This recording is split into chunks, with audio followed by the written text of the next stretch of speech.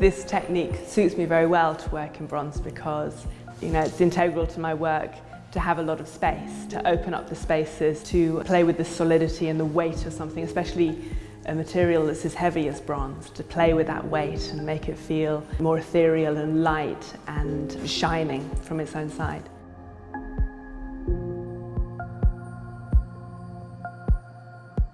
I put a lot of intention into my work when I'm making it. That's one of the reasons why I love to make things by hand and why I love that there's a process with sculpture, because it is a meditative process.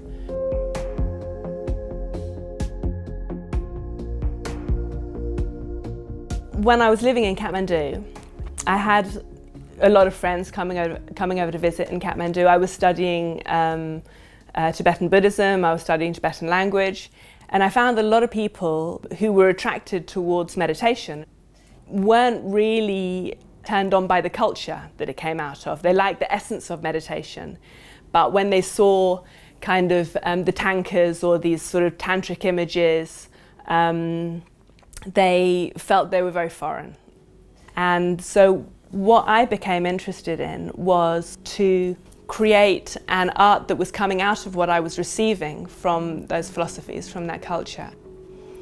But that could be interpreted on a very much more an intuitive level.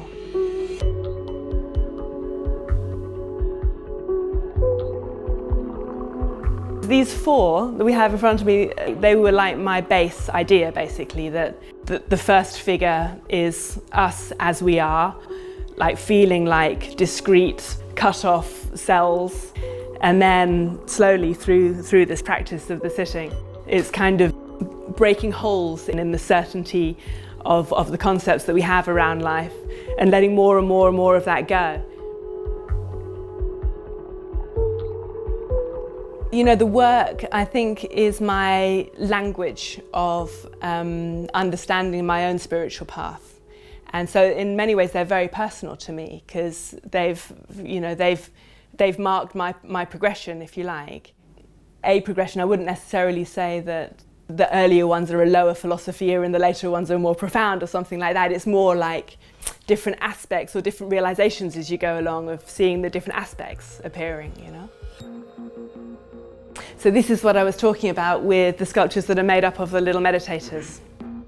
My dancer, this dynamic equilibrium in the corner there, is made up of sections of the meditators and sections of skin. The main focus of a lot of my work is in the heart. And so if it can bring people down into their heart a little bit and into that kind of, into their bodies and into that heart energy, and to have the feeling just, at least while they're standing in front of it, that they're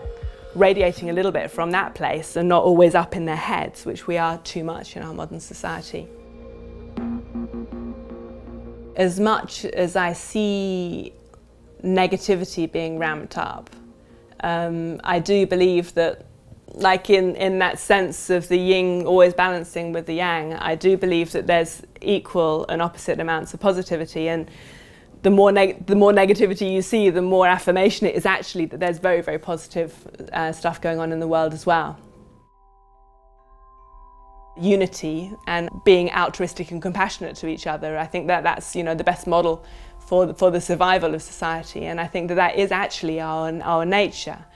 I'm really happy to be a part of that wave of culture that is providing some encouragement to other people who feel the same way, that there is, qualities in the human nature that, if we can all come together and actually mirror that in each other and reinforce those positive qualities, that we don't need to be sucked under by the deafening noise of the shallow media over the top, So that's, when I say my sculptures are like little ambassadors that I send out, that's very much my feeling, that if we can get these images, and images like you see in certain visionary art and images of transcendence and of another possibility, if we can get them out into the public subconscious, as it were, and actually start planting these things rather than planting all of the negative, all the negative images that people receive every day, that can make a shift. I do feel like this work is purposeful in that respect, and that is speaking to something that's a deeper and truer nature.